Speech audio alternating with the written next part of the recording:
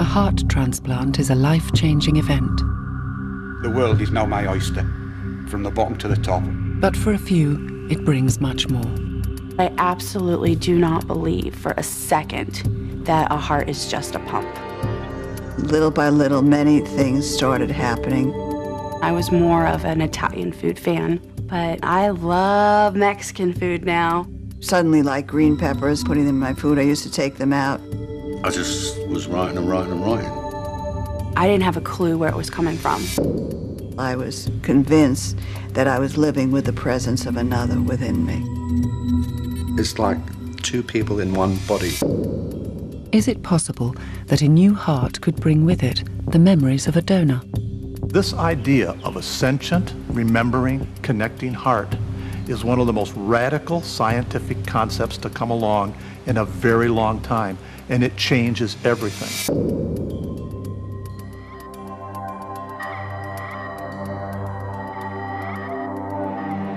A heart transplant is now a routine operation. But a number of patients who have received new hearts are reporting huge changes in their tastes, personality, and most extraordinarily, in their memories. They believe that they've been given much more than they bargained for from their donors. The heart has been seen for centuries as a symbolic organ associated with love and emotion. Today, new science is testing this theory, that the heart is involved in our feelings, that it is intelligent and can sometimes lead the brain in our interpretation of the world around us. From our research, I've come to say that I think the poets and the great scholars have been right all along. The heart plays a particularly unique role in our experience of emotion. Why have these metaphors dominated for centuries? Is it just metaphor? Is it just poetry? Or is there an inner wisdom here that merits the attention of modern science? It's a controversial theory, and many cardiologists and neurologists are skeptical. I'm very skeptical because I know that this organ cannot generate ideas or memory in the sense we know. Basically, from a surgeon's point of view, the heart is first and foremost, and perhaps last also, a pump. So is our heart just an organ to pump blood, or could it be much more? The first patient to report a change in personality was Claire Sylvia from Boston in the United States. 20 years ago, she was the first person at New Haven Hospital to receive a heart and lung transplant. The operation was a success. It was very weird to see my heart on the machine, giving me the beat and hearing it. It was a whole new rhythm, a whole new feeling. And little did I know that my journey was just beginning.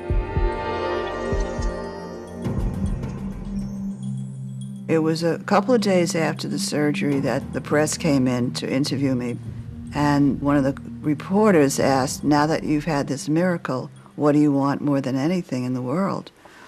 And I said, I'd die for a beer right now. It just came from me, and I'm not a beer drinker. And I was a little mortified by my flip answer to such a profound question. So that was my first happening. And little by little, many things started happening till I was really feeling convinced that I was living with the presence of another within me. We must travel on wind. La, la, la, la, la, la. The first thing that happened were the food preference changes. Suddenly, like green peppers, finding them, putting them in my food, I used to take them out. And the first time they allowed me to drive, I found myself going to a Kentucky Fried Chicken place to buy chicken nuggets, something I never did before. I found that my handwriting, instead of going from right to left, it was going from left to right. And these things were sneaking up on me, little by little. Like most heart transplant recipients, no detail was revealed to Claire about her donor. All she was told was that her heart had come from a young man who had died in a motorcycle accident. It wasn't until a few months after the transplant that I had a dream in which I'm with a young man. I awakened from the dream feeling that this for certain was my donor. And in the dream, his name, I knew him as Tim L. So I called the transplant coordinator, told her about the dream, and asked her if that was his name. Well, there was a moment of silence, and she said, "Please don't pursue this." Remarkably, the donor's name was Tim Lamarand. What's more, he loved beer and green peppers. Chicken nuggets were found in his motorcycle jacket when he died. It was only when she finally met her donor family that she pieced everything together, giving her confirmation that everything she was experiencing had extraordinary similarities to her donor. The family of my heart verified all the experience I was having, and they were hungry to get anything they could from me about Tim that I was remembering from his memories that were coming through me. Claire was the first case to appear in the public eye. The memories and changes were uncannily like her donor. With strict codes of confidentiality in place at the hospital, it was impossible for Claire to have known these details about her donor.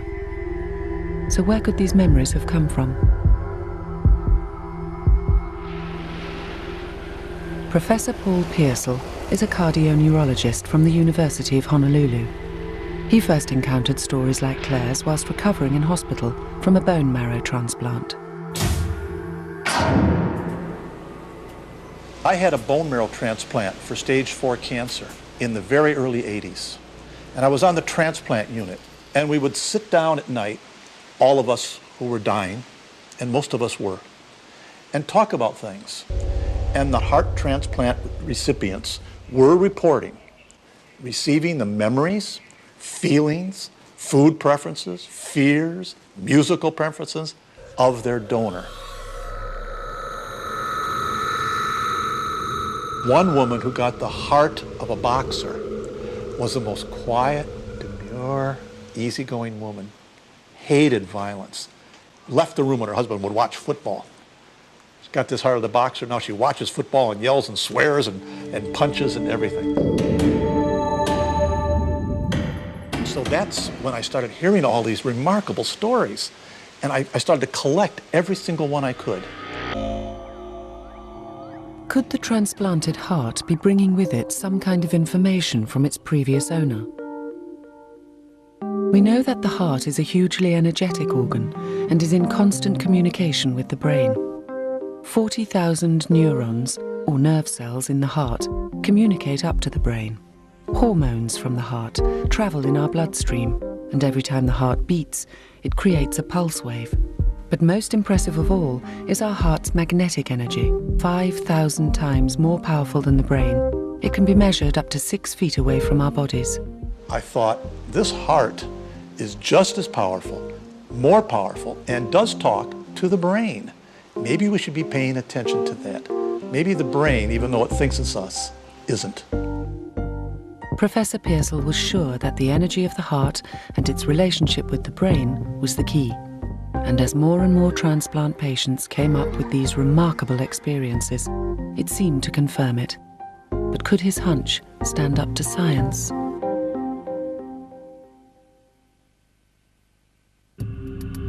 In the last 40 years, we have developed the ability to transplant a heart from one body to another. In that time, intriguing experiences have emerged from recipients who felt their personality had changed after their transplant. It was enough to prompt some scientists to look differently at the heart and test old theories that the heart is involved in our feelings and emotions.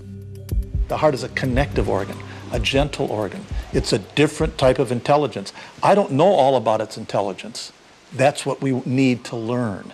And how we learn that is by asking openly questions about people's hearts, not dismissing them as poetry, that metaphor. Say, maybe there's something to this. Professor Pearsall collated his research into a book called The Heart's Code. In it, he explored these stories about organ transplant patients and what they reveal about where we store our memories. Simultaneously, on the opposite side of America, Professor of Psychology and Psychiatry from Yale University, Gary Schwartz, was developing a new theory of how memory could work. I was studying how feedback mechanisms are involved in learning. When we talk, for example, about how the brain learns, we talk about what are called neural networks in the brain. It turns out that the way a neural network works is that the output of the neurons feed back to the input of the neurons. And this process goes over and over again. And so long as the feedback is present, the neurons will learn. If you cut the feedback, there is no learning in the neurons. And the implication is that it's important for the neurons to have the feedback in order for the learning to take place. Well, by extension, any system that has feedback is going to therefore learn. I mean, we learn to shoot baskets, for example, in basketball by getting feedback about whether we're accurate or not. We learn to speak by getting feedback about whether we're accurate or not. And so consequently, any system, any set of cells that has feedback mechanisms in a network is going to learn the same way that neurons learn. And that's what's called feedback memory or systemic memory. He applied his theory of feedback memory to the heart and predicted that information could be transferred through organs in transplant surgery. At around the same time, cases like Claire Sylvia hit the headlines.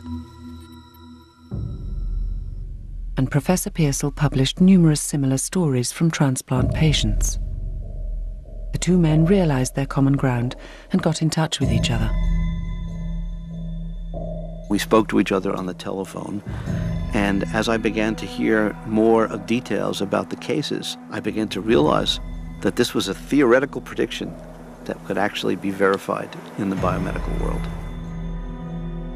I told Paul that I felt it was very important that some of his best cases be looked at very carefully and that they be published in a journal article. I collected and did the interviews and did the transcripts and the analysis of the transcripts and had got all the transcripts together and then sent them to Dr. Schwartz. They had to trace and interview not only the heart recipients, but also the donor families. What they were looking for were parallels between donor and recipient in their preferences, memories, and tastes. I independently examined those cases, had them blindly looked at by other individuals, and then wrote a formal research report describing those cases and giving the kinds of examples of data that are sort of irrefutable. Out of the original 70 cases that felt a change, they ended up with 10 whose new personality and memories matched those of their donor. If you look at the content carefully, you will discover that the degree of coincidence is too detailed. For example, there's a case that we describe of a man 47 years old, and he received the heart of a 17-year-old black young man. And he was not racist, but he had a lot of biases about what he expected of young black men, including the fact that if he was going to pick up anything from them, he would be afraid, for example, that he might be picking up rap music. However, after he received the transplant, of the various changes that he experienced is he had a profound change in his preference for music. He became obsessed with classical music. He began listening to it over and over. He began singing melodies, classical melodies to songs he hadn't heard. His wife was thoroughly confused. Only later was it learned that the young boy was actually leaving his violin lessons because he was a classical violinist and he was hit by a car. That kind of information is not the kind of information that you just get with a random assortment of fears or changes in simple preferences.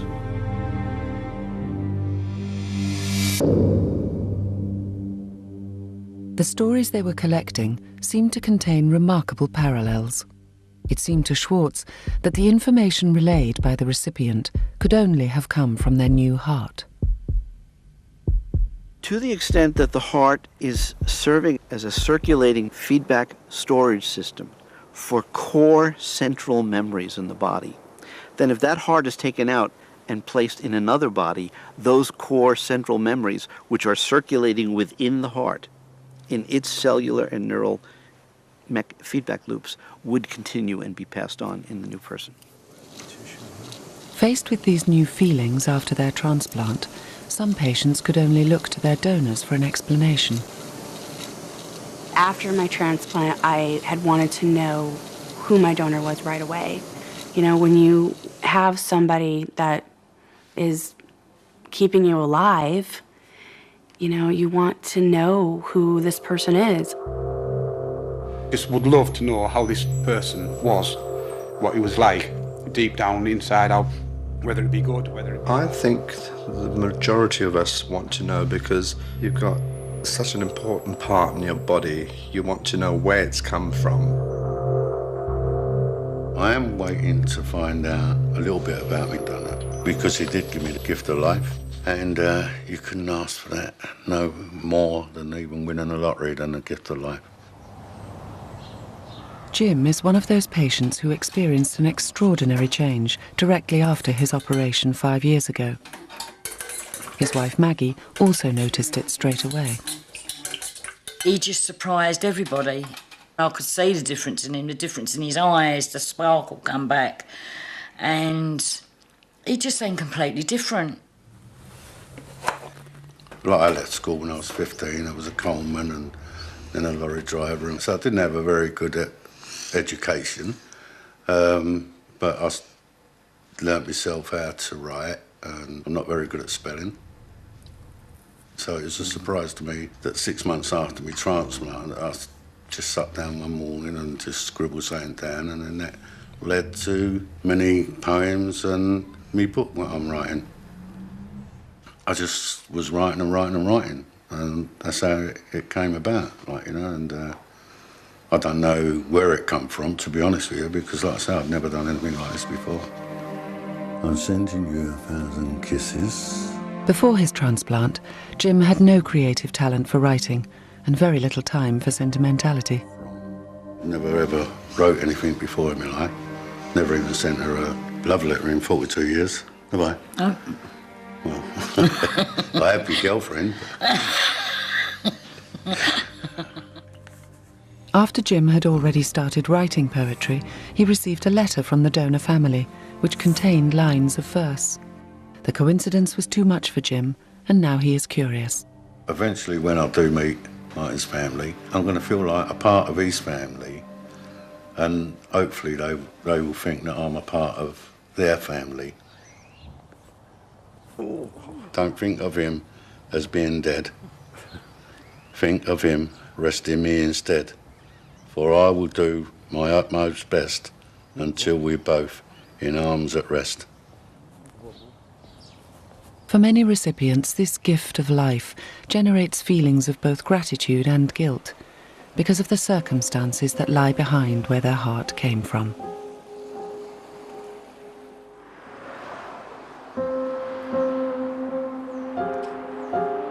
In a transplant, the heart's journey starts with a donor and an event that is always born out of unforeseen tragedy. For them too, it is important to follow their heart. Today it's 5 years since my son Kyle was killed. Obviously it's a very sad day for me, and I take flowers over there and have a little chat, and I usually write a little letter to him, just telling him, keeping him informed about the rest of the family.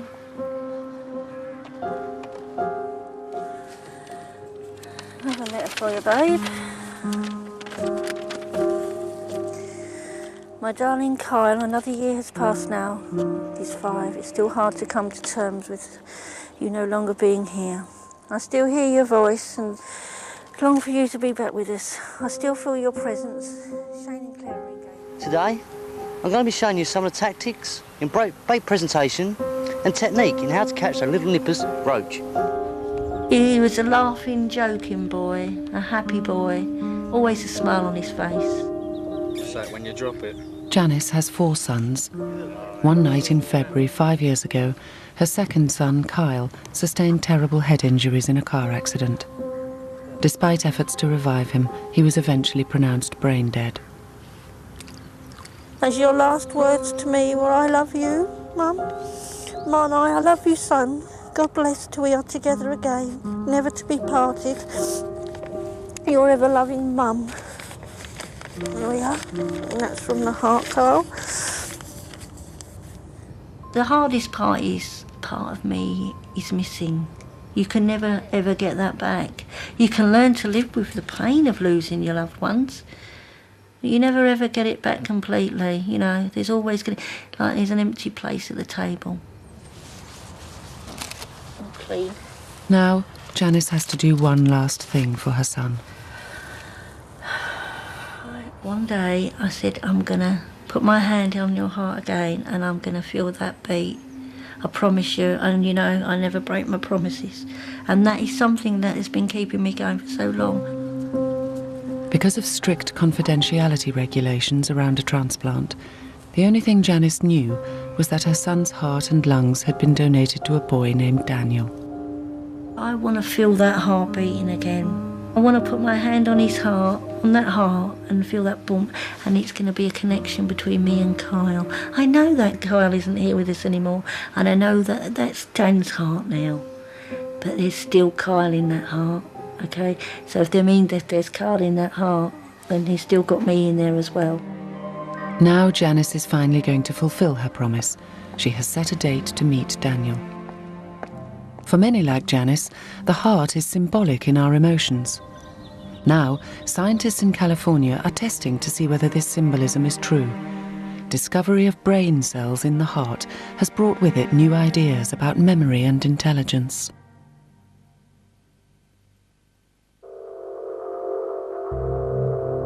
Scientists have been searching for an explanation for an extraordinary phenomenon in which memories and tastes seem to have been transplanted along with the human heart. Many heart surgeons believe it's psychological. Suddenly, he or she finds themselves so much better, but also having to adapt to a new life, and they tend almost naturally to link it to the donor, and you can come up with many ideas. Not all of them are necessarily true. Having a heart transplant is trauma, and it's been a whole set of environmental experiences being in an intensive care unit. The second thing is immunosuppressive medications, some of which have other effects, psychological effects, mood swings, euphoria sometimes, strange thought patterns. And yet the level of coincidence in some stories of memory transplants are compelling and difficult to explain away. Some scientists now think they've found a system of neurons in the heart that challenges the orthodox view of the brain. Until the recent past, science has glorified the brain. The questions we should be asking as scientists is that the only place these things happen? When we just know about the heart and its remarkable energy and its connections with the brain and its neurons and its hormones, if we know that, shouldn't we be asking and here comes the key scientific question, is there another source of intelligence? Is there another way to think? Not instead, but also. The question isn't either or. The question is and. And if we only glorify the brain, we'll never be open to the possibility that another organ thinks.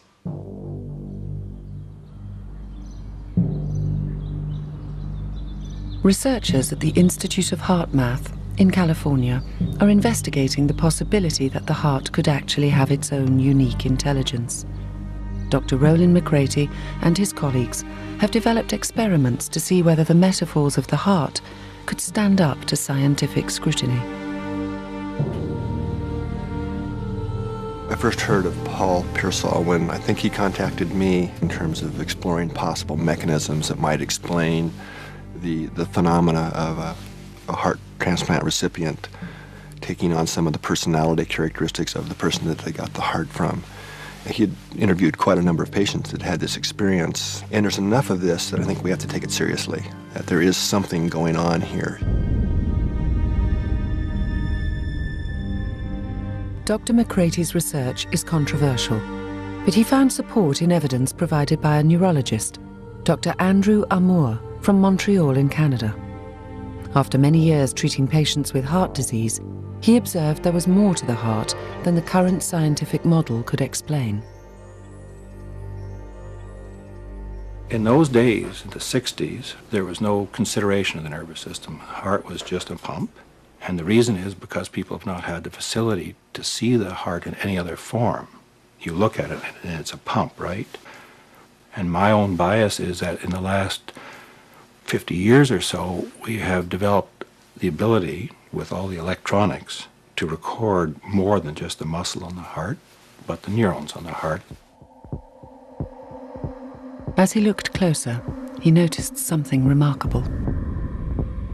I started to record outside the heart and found neurons that no one had expected before. And I thought, gee, that's sort of nice. I wonder if that could be on the heart, right? So from there, and having developed techniques that I felt good about, I put them on the heart and bingo, they worked. He had discovered a sophisticated collection of neurons in the heart. According to him, they were organized into a small but complex nervous system. He called it the little brain in the heart.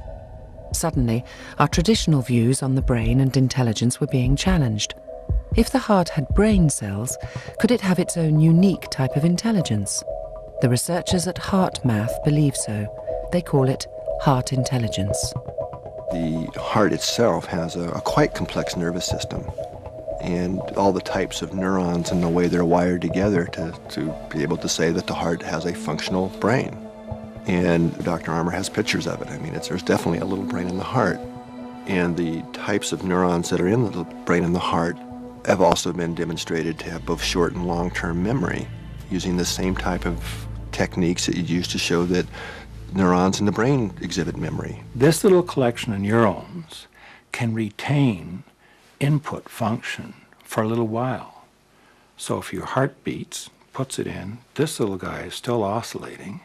So the last cardiac cycle could set up a number of future cardiac cycles. That's memory.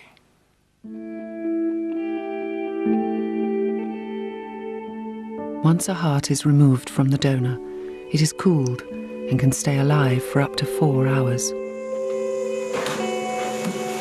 Heart's in the room. Thank you.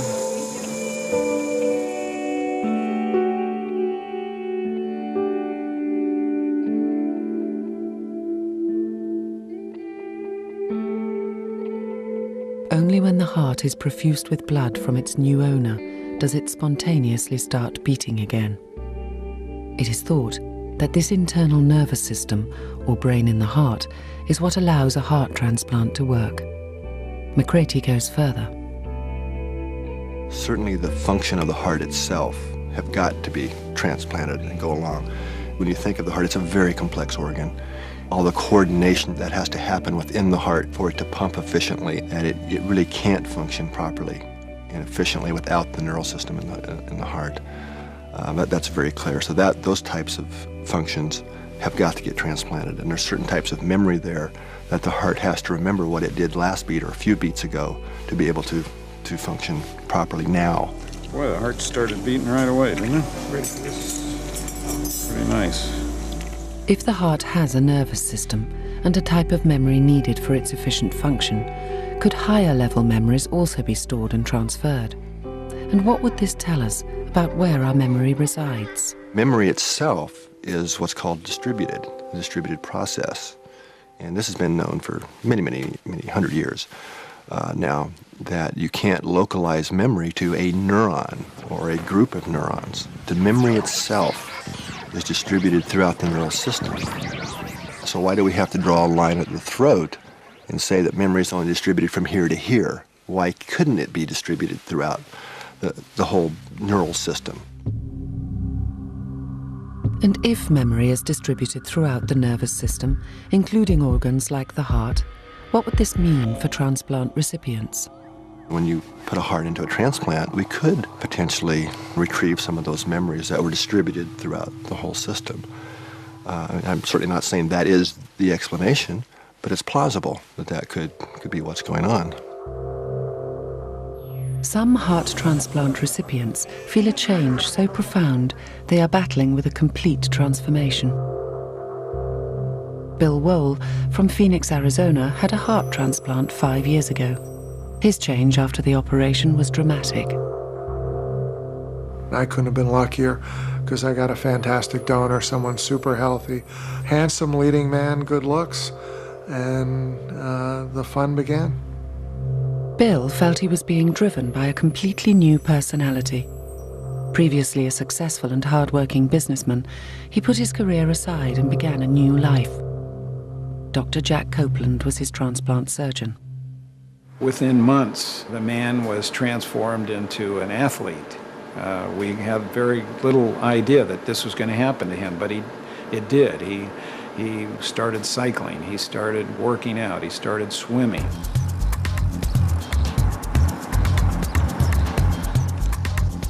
Just months after his operation, Bill began training excessively. But it wasn't until a full year later, when he met his donor family, that he found out that he had developed remarkable parallels to his donor. I know on certain things that I had no interest or whatever in before. It had to come from somewhere, and it makes sense to me, and I truly believe that it came from my donor. Brady, Bill's donor, was a Hollywood stuntman. It was only when Bill met his donor family that his new interests seemed to make sense. He is convinced that he has inherited many personality traits through his donor's heart. What a great picture of Brady. He was really a handsome man. Unbelievable. Even though part of him is with me all the time, I guess I'm never going to have that luxury of meeting him, and this is why I want to know and learn so much about him. I guess the analogy, I don't know where Brady stops and I start, but we've both wrapped our lives into pushing ourselves into performance. Today, Chris, Brady's brother, is flying in from San Diego to see Bill. It is always an important meeting for them, and this time they are planning a 5-year commemoration to Brady. The first time was a year after my brother's accident. A number of us convened in Tombstone for a memorial, and Bill was kind enough to come join us for that. And believe it or not, I brought a stethoscope with me. And he asked me if I wouldn't mind if he could listen to Brady's heart, because he wanted to connect with his brother. You know, it was a very special moment. I knew how important it was to him, and we just did it. Well, I just thought it would be neat to hear my brother's heart beating in another man.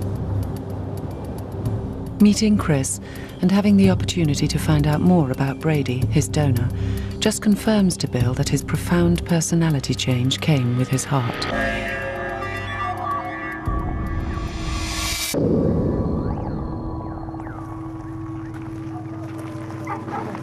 What's up, fella? How you doing? How you doing, buddy? How you feel? Good, how are you? Good, you look good. Occasionally work out. I think it's phenomenal to see that he's been able to not only receive a heart that works for him, but be able to push it and get the most from it and be a successful transplant athlete is really inspiring. And you know, it makes the gift of my brother's heart donation that much more valuable because he's making the most of the opportunity. Well, I think that Bill's idea that he acquired some of his new personality from the donor is, you know, that's his idea. I respect it. I can't say that he's crazy or definitely wrong, but on the other hand, as a surgeon and a physician, I can't really accept that as a valid interpretation without some kind of proof. The researchers at the Institute of Heart Math set out to design an experiment to investigate the heart's role in processing emotional information.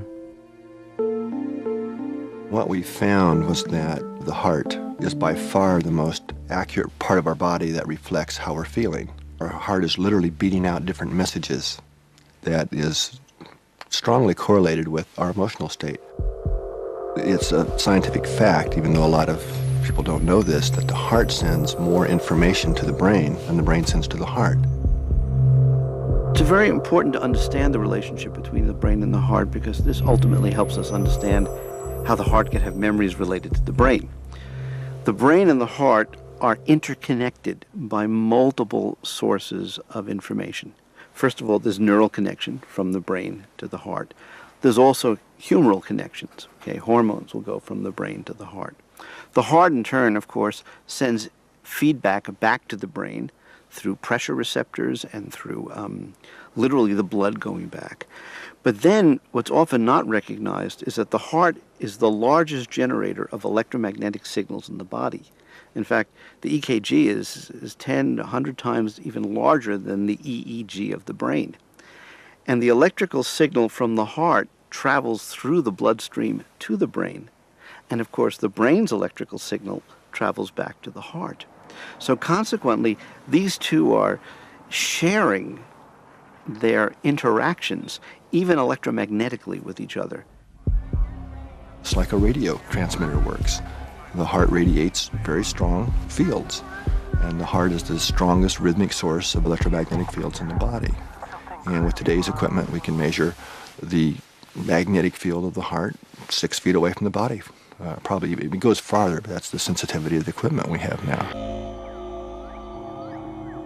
They began investigating the heart's role in our experience of feeling and emotion.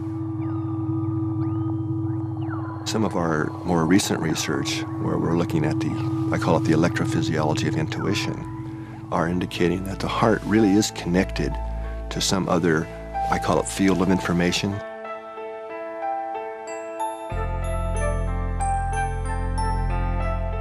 In the experiment, subjects were shown photographs chosen to cause extreme emotions, both positive and negative.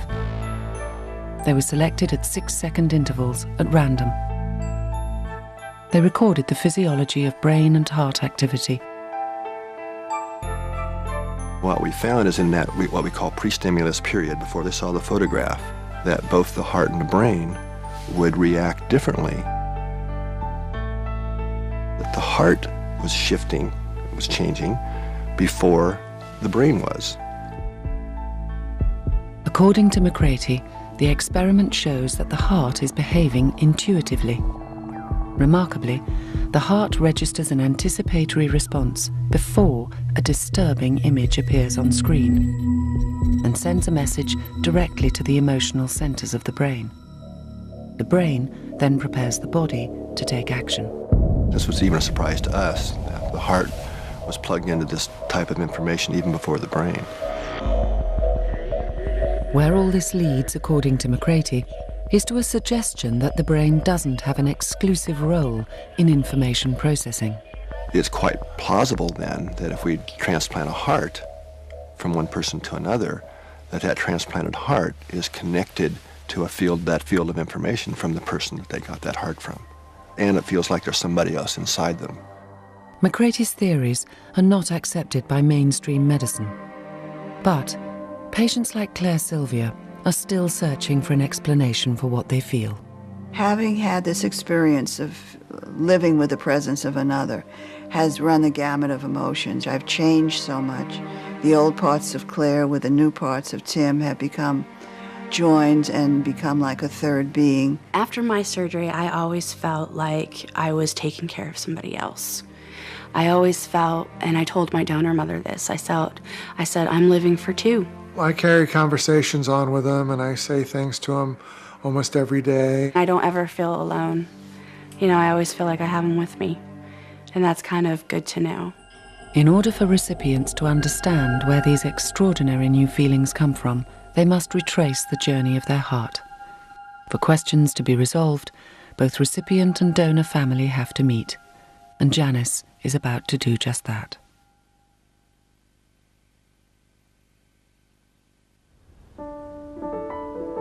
Janice is about to meet Daniel, the recipient of her son Kyle's heart.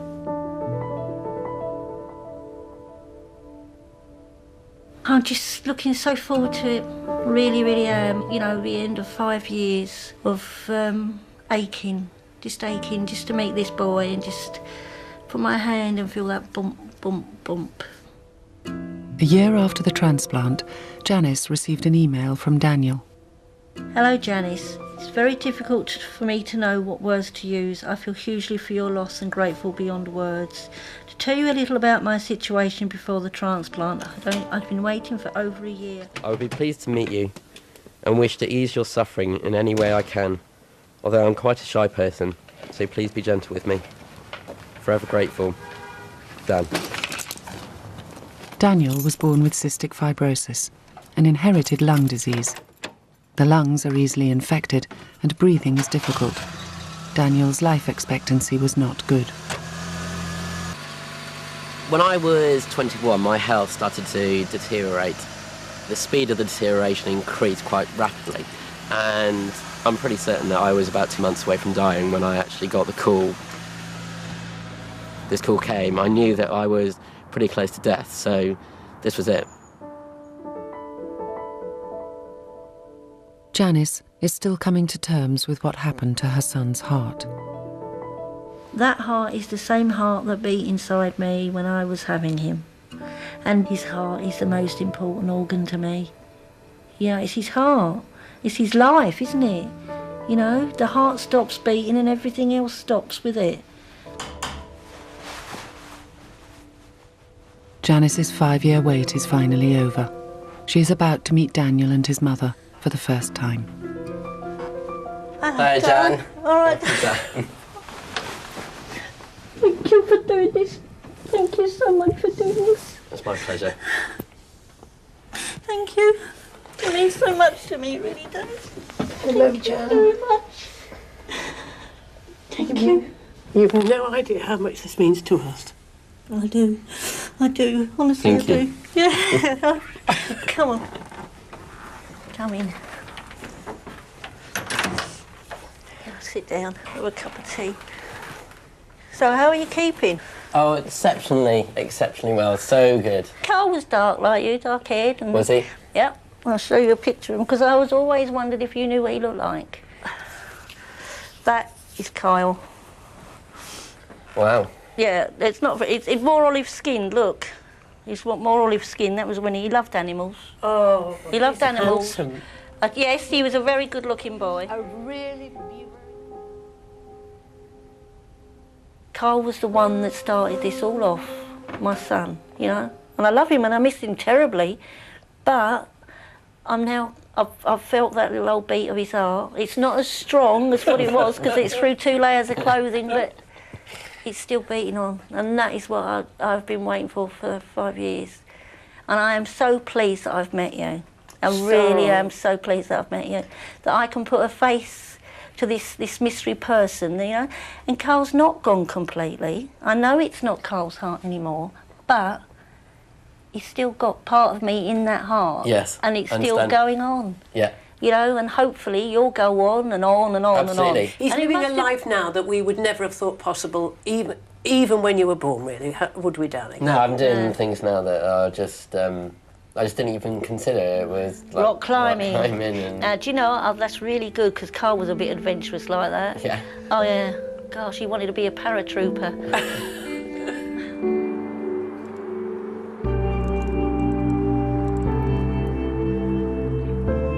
But could this new adventurous spirit in Dan possibly have come from his donor's heart? My life changed after the transplant, just so completely and utterly. I started doing all those really sporty things that I just wasn't able to do before. In all honesty, sports for me when I was a kid wasn't something that overly interested me, so it was never really an issue, the fact that I wasn't able to do sports. If there was some evidence that was shown to me that irrevocably proved that some of my emotions could have been drawn from my donor, it wouldn't bother me in the slightest, so I just consider that it is now just my emotions now. Presently, research shows a personality change reported in 5 to 10% of heart transplant recipients. So whenever you come with a wild idea, if you like, it needs to be refuted. And if we can't refute it, maybe there is something there. The information that exists in a human being is transferred from one to another in this solid organ. So it's, you know, certainly the possibility is there. With new evidence that an organ like the heart could have its own unique type of intelligence, we are moving towards an understanding of how the heart, in collaboration with the brain, has a role to play in interpreting the world around us. The heart may be, based on current science, a sentient, thinking, feeling, remembering organ. That's the story. The transplant patients are some of the data. If that's true, then we ask the question, have we been thinking without a heart for all these years, or at least not as much with it as we should? If that's the case, we better wake up and have a heart. And for those that experience this phenomena firsthand, it is important to take it seriously. I don't think it's just a pump. It's part and parcel of me, like the rest of my body. And one day I will learn to accept it. I honestly don't care what people think. I know in my heart of hearts that what happens is what happens. I'm living with a part of him. I'm living for him, and I'm living for myself through him. I know in our heart that these are things that I didn't do before and have just become my normal everyday things. I know it's easy for me to sit here and say this, but, you know, I've changed as a person. One day, Jim and Maggie hope to find out if this new poetic and romantic Jim has come out of the blue or from his donor. He's put like we're twins, we feel the same pain and this, that and the other, like, It's you like know. 2 roses in a flower bed, aren't we? Yeah, two roses in a flower bed, yeah.